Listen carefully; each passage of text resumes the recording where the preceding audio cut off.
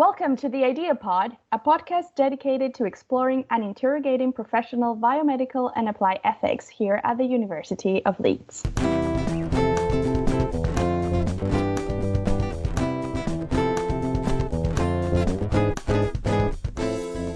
For any new listeners, I am Gabby, a postgraduate researcher at the Idea Center and your host today. In this episode, I have the pleasure to have Rebecca Schorsch, lecturer at the Chicago College of Performing Arts at Roosevelt University. Her experience has taken her to teach master classes at different universities around the world, including the Royal Academy of Dramatic Arts in London. Rebecca, welcome. Hello, thank you for having me. It's a pleasure. Well, first of all, I would like to ask you more of a personal question just to warm up our audience and so they can understand a little bit about your background and your insights. Mm-hmm. What did the performing arts mean to you? To me, I think the performing arts are essential to humanity across all cultures. I know that is a very broad proclamation, but I believe that is true. Song, dance, music, and theatrical storytelling each have a vital part to play in connecting us as people. They reveal the world and essential truths, and they also put forward ideas that we are not yet ready to commit to in society, but should aspire to achieve.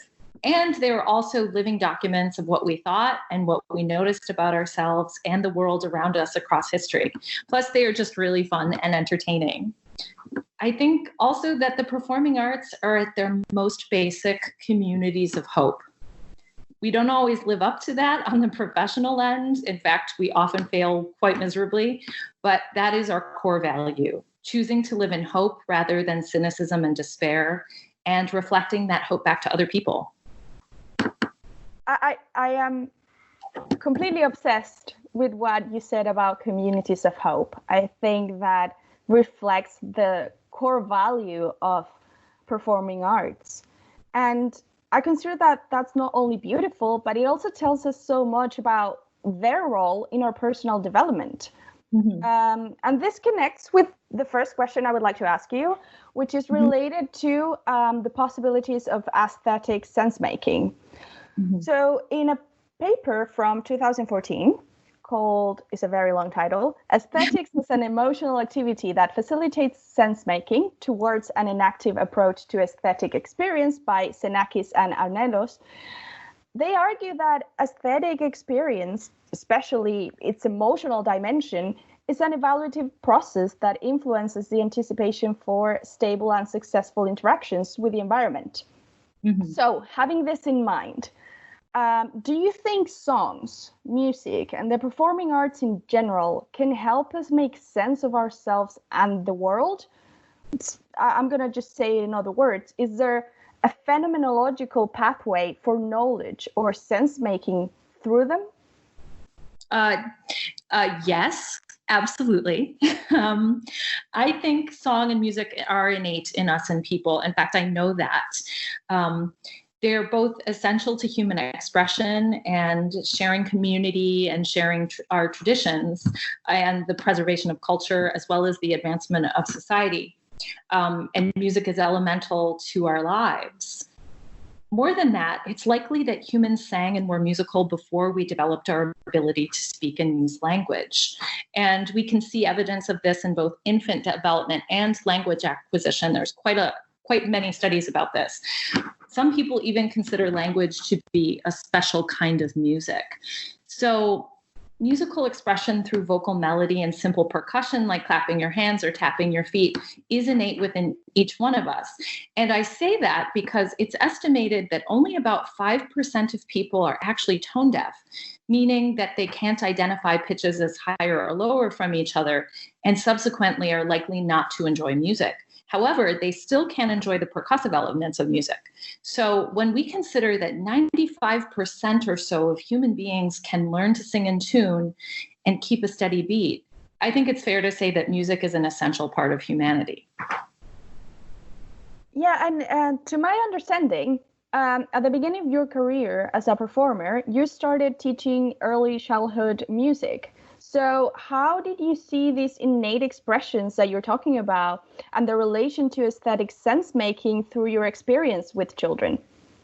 It was through the experiences I had teaching parent-child classes, and then also preschool and kindergarten classes in schools, that I both developed my philosophy of teaching and then also came to understand how necessary music is for human development. So when children are upset, we all know this, right? When children are upset and scared or sad, we can sing them a soothing lullaby or other type of calm and gentle song, and it immediately makes them relax, or most of the time makes them relax. And when young children experience conflict, perhaps from fighting over a toy that they both want to play with, or because they both wanted to sit on their teacher's lap, they don't yet have the language to identify their emotions and express their frustration in a constructive way to reconcile their differences. It sounds really trite, but singing in these instances brings quick harmony, and little children are able to both release their pent-up feelings and make peace with their friends. And there's a lot of joy in singing the same song. I believe singing together fosters trust. I could go on and on about why I think musical expression is necessary to human development, but I think it is clear this is an area I'm very passionate about. Yeah, no doubt. And I think it's that example about how singing or music in general sort of makes us cope with certain difficult situations. I think in war times, we can also see this when people sort of get together and, share singing, a song to find comfort or to fight or to find some sort of inner strength within that performance.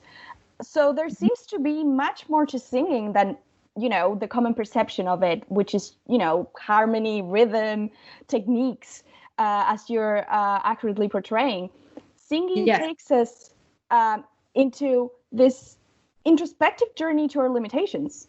Our self-control, you mentioned that, and the expression of our deeper emotions, providing what it seems like a nurturing experience of sharing with others and with ourselves. And I think that's extremely interesting. Yes. What I've discovered as a professional singer and a voice teacher, especially of other professional singers, is that when we speak about the voice, we really mean two things. The musical instrument to be used in performance with consistency and technical skill, and the knowledge of the self and what one wants to express. And teachers use this phrase all of the time. Singers use it all of the time. The phrase "use your voice" has multiple meanings. A singer can only make so much technical and instrumental progress if she doesn't have an understanding of herself, her feelings, her point of view, her ideas about a particular text or composition. Singing, especially at the professional level, requires intense self-awareness and psychological discipline. If you're feeling bad or upset or are emotionally riled about something, you may be frustrated, you may be grieving, or you might have even just fallen in love, something good. You must be able to recognize these feelings and then put them to the side so you can concentrate and allow for them to channel through you, but also not derail you. Singing is a high-level body coordination that requires an astounding engagement of over 150 different muscles simultaneously and is generated and controlled by our breath. So singers have to use an acute kind of focus and extreme attentiveness to perform well. Singing requires us to concentrate intensely on one aim while staying open to our environment. We have to pay attention to the pianist, the other singers, the orchestra or the band, a conductor, and then also the audience, and include all of those elements and those people into our performance. I think this is a model for what we try to do when being moral in society. We want to have a developed sense of self, work toward an aim, and include and respond to the existence of others with generosity and understanding. It's a big goal, but in music, we practice it. Yeah, and I see, we can see it in the performance of these artists. When you are right there with them, you can feel it. It's not something that it can be phrased into, this very technical words. It's something that we share. It's something that, we can feel that sense of self of this performer within our physical interactions with it. When you get goosebumps when, you hear a high note or a beautiful bass or, all of these things. But so it seems like this level of development of the sense of self as a performer, it makes me wonder about how the arts can take us to express things in very particular and potentially unique ways. Mm-hmm. So in your opinion, does art express truths that are otherwise unknowable? And if so, are they expressible outside of the same scope of artistic expression? That's the million-dollar question right there. That's why we're here. Yeah. Frederick Douglass, the great 19th century American writer, public intellectual, and social reformer, said in his wonderful essay, Pictures and Progress, I'm going to do a dramatic reading now. The eye and spirit. Pictures are just what poetry and music are to the ear and heart. Man is the only picture-making animal in the world. He alone, of all the inhabitants of earth, has the capacity and passion for pictures. Reason is exalted and called godlike, and sometimes accorded the highest place among human faculties. But grand and wonderful as is this attribute of our species, still more grand and wonderful are the resources and achievements of that power of which come our pictures and other creations of art. Art is a special revelation of the higher powers of the human soul. I think that is just a beautiful and noble statement, and also very true one. It's certainly beautifully expressed in Pictures in Progress, which I highly recommend reading if you are unfamiliar with it. And very powerful as well. Yes. And in it, Douglass is expressing that through artistic and musical creation, we are able to access the deepest and most considered part of ourselves and transform our subjective ideas and unprocessed observations into works with objective value. And that is a magnificent description of the artistic and creative process and its subsequent value in society. These creations reflect the world with a kind of truth that resonates with the experiences of others across time and space, transcending different cultures and experiences. I do think this type of artistic creation, this musical communion, is a special way of knowing or trying to interpret the universe, or as you said several minutes ago before I went on a long digression, know the unknowable. Yeah. Particularly love this quote because in it, Douglass describes why music from hundreds of years ago moves, excites, comforts, and consoles people today, while also retaining a shock of the new. Great musical works can be listened to or performed repeatedly over the course of a lifetime. Yet they prevent fresh revelations upon every interaction with the composition because they reveal our deeply personal and subjective experience as it collides with the objective or the divine. Listening to and performing music allows us to delve deep into ourselves while sharing in a communal experience that extends in such a way that we are connected to all of humanity across a seemingly unending arc. Now, that's such a big statement. Bold statement. Yeah, exactly. I am a bold American, so let me give you an example of what I mean by that from personal experience. When I listen to Beethoven's Ninth Symphony, even on my stereo alone at home, I'm not only going on a musical journey toward a destination of human affirmation and hope for the world through the eyes of Beethoven, I'm also living in the space for the first time I heard it played at the Chicago Symphony Orchestra with my father as a young girl. Reminiscence, yeah. Yeah, I'm remembering the feeling of the hot sun on my face as I listened with thousands of people on a lawn at a summer festival in downtown Chicago.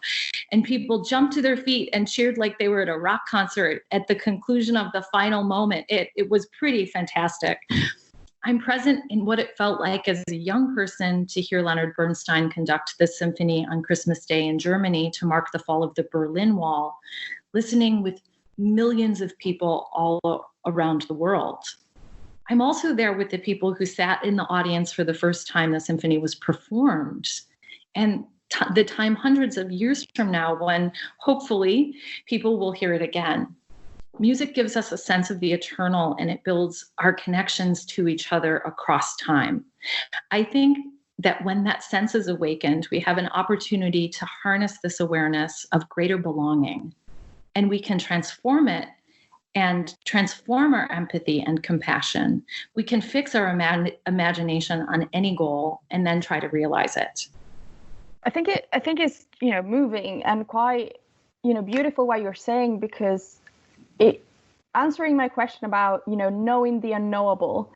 I think it also refers to this never-ending arc that you're mentioning. This, we go into a shared place, to this world that is not about rationalization, that is not about very distinctive mathematical truths. It's about an experience. It's about a shared connection with other human beings in the most basic and beautiful way, which has to do with aesthetic contemplation.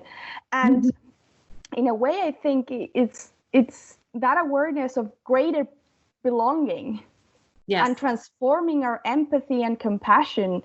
I think it's so interesting that you mentioned disability, because you previously said something about how the performing arts connect to morality, which takes me to my next question, which is, so the arts provide us with this internal knowledge that becomes communal, very much, I think, like ethics. Ethics somehow, although sometimes we can consider it a bit more rational, we still hope, we still aim for that communal place, and we still see some sort of connection in our intuitions. And so did you see part of this sense making provided by the arts being related to our morality or our moral experience? Absolutely.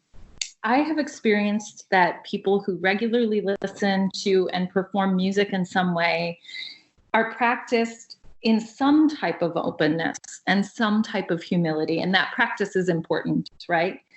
Learning a musical instrument, even mastering the singing voice. Some people think it's an easy thing to do. I promise you, it's a lifelong endeavor. It takes a tremendous amount of discipline, patience, and the surrendering of ego. That seems contradictory because in order to stand on a stage and think that thousands of people should be quiet and listen to your voice, that implies that you have a large ego, which I think is to a degree true, but also we have to practice surrendering it in service of the difficulty of music and instrumental development. Professional performing requires all of that, all of these things, right? Plus high endurance levels and the ability to manage nerves and tolerate extreme drudgery, right? Part of it is just boring repetition. But if we don't play an instrument, we can still practice these things, because some compositions, and I'm including all types and genres of music here, right? There is not one type that is inherently better than another. All of these types of music demand a lot from us to pay attention to in some forms. Plus, attentive and long-form listening can assist our cognitive development. So music has the potential to develop and strengthen our rational selves. But really, it's the egalitarian aspect of music that stands out to me as having a special potential to shape our moral beliefs. Music is a great equalizer in that there are so many forms and genres and styles of music across all human history. and that there is something for everyone to be able to enjoy. And as I've already mentioned, it's both innate in us and available to us simply by singing or tapping your toes. You don't need to take, formal instruction to be musical. You don't need to have a piano in your home. You don't need, to attend a concert. You can simply start singing yourself. I think that music is another way of knowing the universe and subsequently ourselves. And it's a way of knowing those around us and the space between us. It promotes creative thinking, discovery, and innovation. And if we cannot physically travel, we can travel into our imaginations and learn something about other cultures and experience simply by listening to music from places in the world unknown to us. It is this particular ability to imagine the other that has tremendous potential to shape our moral beliefs. So let me give you a very specific example. I live in the US, and there is quite a lot going on here right now. Yeah.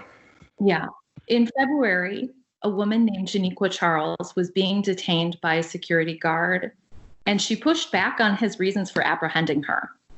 All of a sudden, she burst into a sing-songy chant, "You will lose your job," over and over, singing and dancing in gleeful resistance. Like many encounters with law enforcement in the US today, a person recorded that moment. What's really interesting is the person who recorded it was another guard. He was so tickled by her song that he posted the video online with the statement, "I'm posting it because that rap was lit. Like, I wish I could put a beat to it."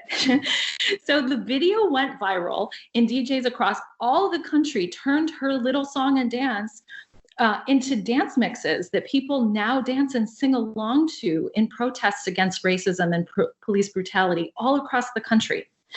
And then it turned out that Miss Charles had struggled with homelessness, and the success she experienced from this song allowed her to raise funds to be reunited with her family and establish some sense of security. It's a remarkable story. But what is most remarkable about it to me is this. The moment that Janiqua Charles used her voice, both as a musical instrument and as an expression of her defiance and her dignity, her adversary, a security guard who could have easily done her great physical harm, recognized her humanity, and he celebrated her.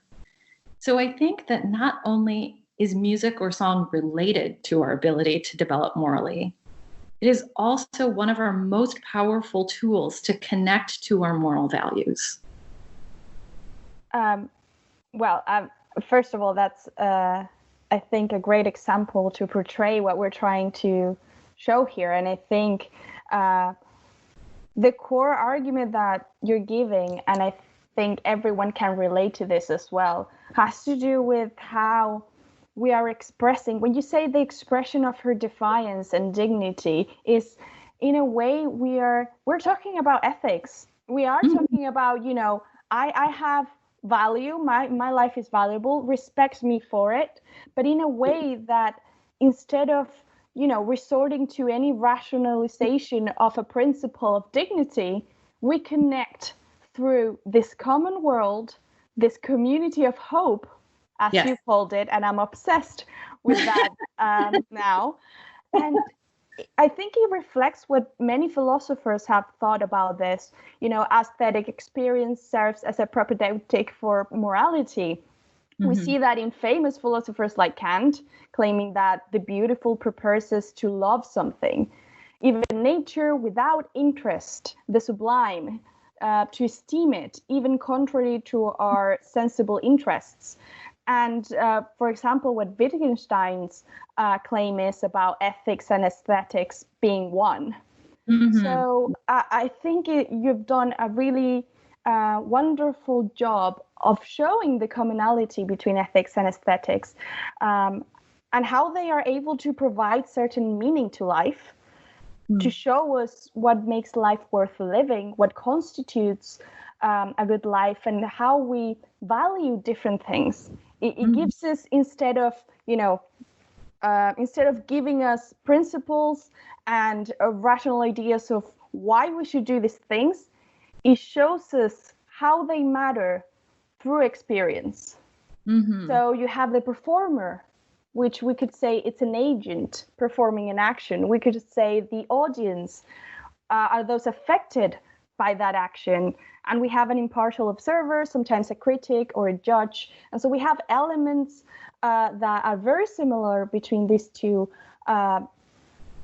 things, which is ethics and aesthetics. Mm-hmm. And as you presented in that last example, Rebecca, music and song become a powerful instrument. And I think this is very important to connect with our moral values, to animate them.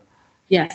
And especially now, like while we're living in this moment in times of uncertainty, not only because of the virus, but political and social struggles that we're living around the world, we're living profound changes. And art, I think, give us, as you stated at the beginning, that core element, which is hope and trust, which I think are fundamental for the flourishing of ethics. Mm-hmm. Beautifully said. I like to think of art from the past as a signal across generations telling us that we can continue and we can participate and we must keep going.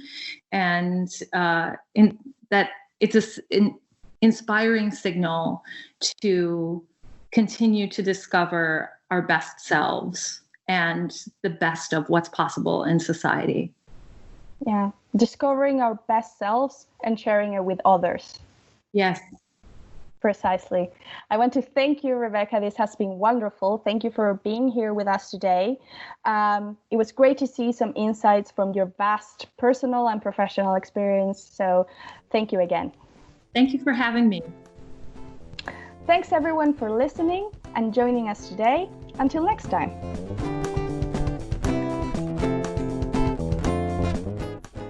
The Idea Pod is produced by the Interdisciplinary Ethics Applied Center at the University of Leeds. Find out more at www.leeds.ac.uk/ethics. Music composed and conducted by Josh Armitage.